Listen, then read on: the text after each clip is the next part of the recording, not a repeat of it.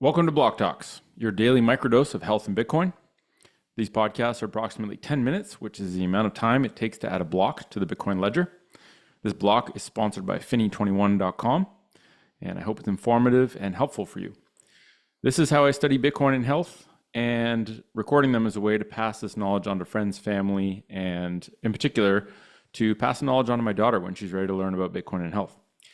If you have a perspective to share or questions about anything that I'm saying in this block, please use NOSTR to comment on this block, or you can DM me.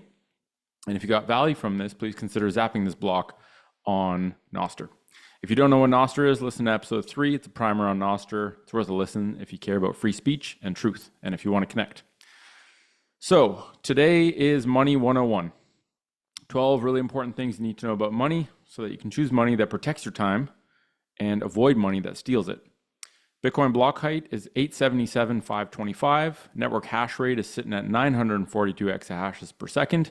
Moscow time is 1035. Let's get into it. So, money is a tool used for trade. Fundamentally, it's a tool that we use to store our time and energy so that we can trade our time and energy for things that we want in future, right? We don't actually want money itself. We want the things that money will provide us in future. I think if you're like me, you use money every day. I think most people use money every day.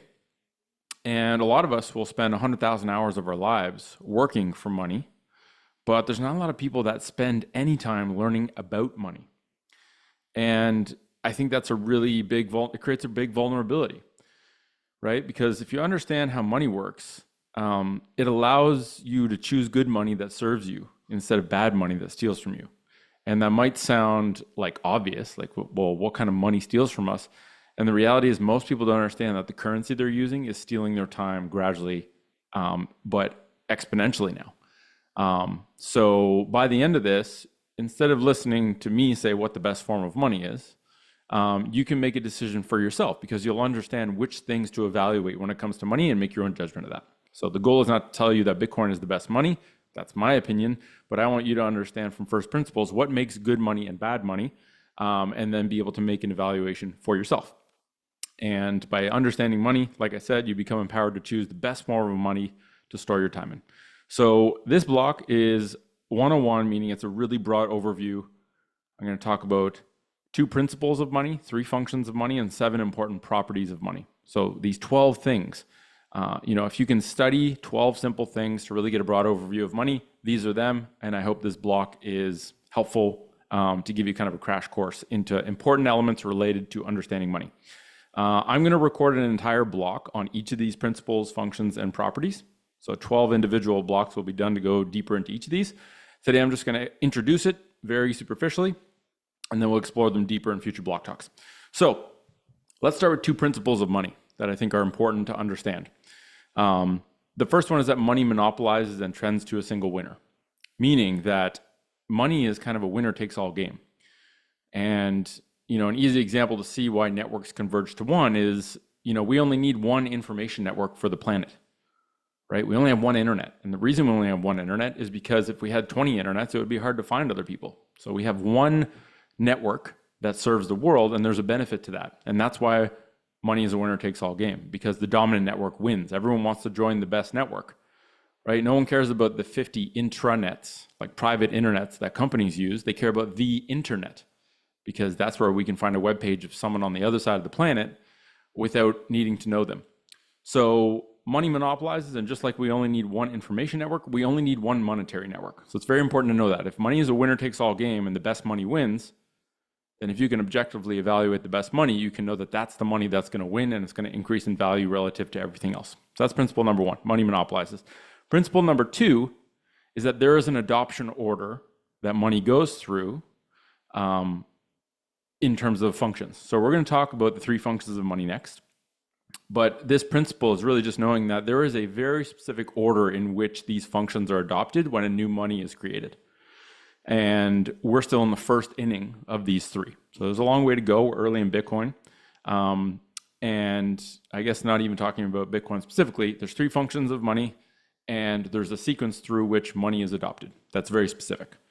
So principles of money, money monopolizes, and there is a specific adoption order when we move through the functions of money. Let's talk about the functions of money next. Really, the functions of money describes the things that money needs to be able to do. Number one is store of value, a way to store our time and energy over the long term without it being diluted. Okay, so the first function of money, the most important one, I would argue, the one that needs to happen first in order for us to move through the other functions, is store of value. Second function of money is unit or medium of exchange. Medium of exchange is really just saying that money is something that we can use as a medium, as a tool to exchange value with others. So it needs to be able to store our time long term without losing its value. It needs to be able to be a medium that we can use to exchange with others so that we can trade. And then the third function is called the unit of account, meaning that a good money can serve as an accurate measuring stick for value. Right? So right now, if you use the US dollar as your unit of account, if someone comes up to you and says, hey, you own a house, how much is your house worth? And you say 600,000 US dollars or $600,000, you're using the dollar as a measuring stick for value. You're using the dollar as your unit of account. So 3 functions of money: store of value, medium of exchange, and unit of account. And the order through which monies must go through when they're being adopted is they must first be a store of value, so people accumulate it because it preserves their time and energy.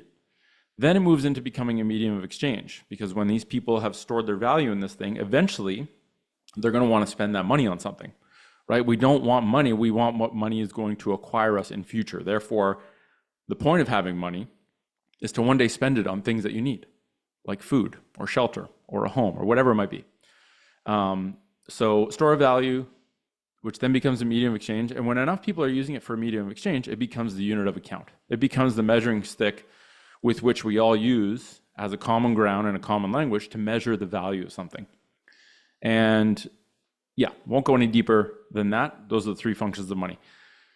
I only got 3.5 minutes left, so this will be a power. I'll be powering through these properties and go deeper into them in future blocks. So there's 7 important properties when it comes to money. The first one I'm going to say is the most important. So if money isn't satisfying this first property, all the other ones don't matter. The 7 properties of money are scarcity. Something has to be in limited supply in order to be good money.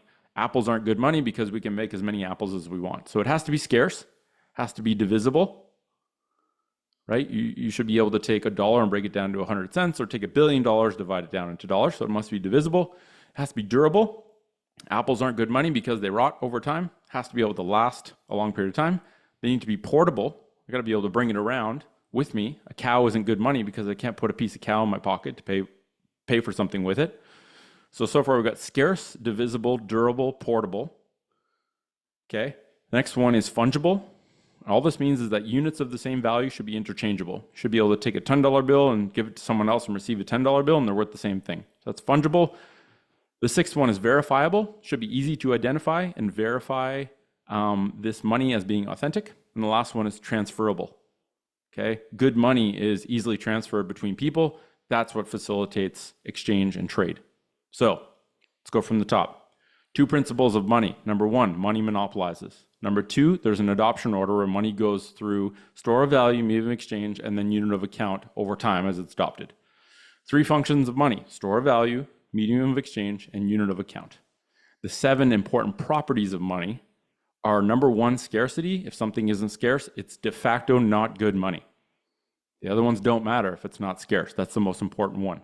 Scarcity, divisibility, durability, portability, fungibility, verifiability, and transferability. So in order for something to be good money, it needs to be scarce. We need to be able to divide it. It needs to be durable enough to not rot or fall apart over time. It needs to be portable so we can transport it with us. It needs to be fungible so we can exchange it for units of the same value and they're worth the same thing. We need to be able to easily identify and verify it, so that's verifiable. And we need to be able to easily transfer it from one to another. Okay, so scarcity, divisibility, durability, portability, fungibility, verifiability, and transferability. Now that you know all those things, you can begin your rabbit hole excursion into understanding, okay, well, what do all those things mean? How do they relate to me? And what are the different monies out there that I can then choose from based on how they satisfy these characteristics? So this may have been a review for you, or maybe this is the first time you're ever learning about these things relating to money. Either way, thanks for listening. Thanks for supporting Block Talks. Stay focused, stack health, stack sats, and vote with your node. Share this with others if you think it's helpful. Zap this block on NOSTR if you got value, and you can also DM me on NOSTR if you want to propose a topic or sponsor a block. I will catch you next time. Whoosh.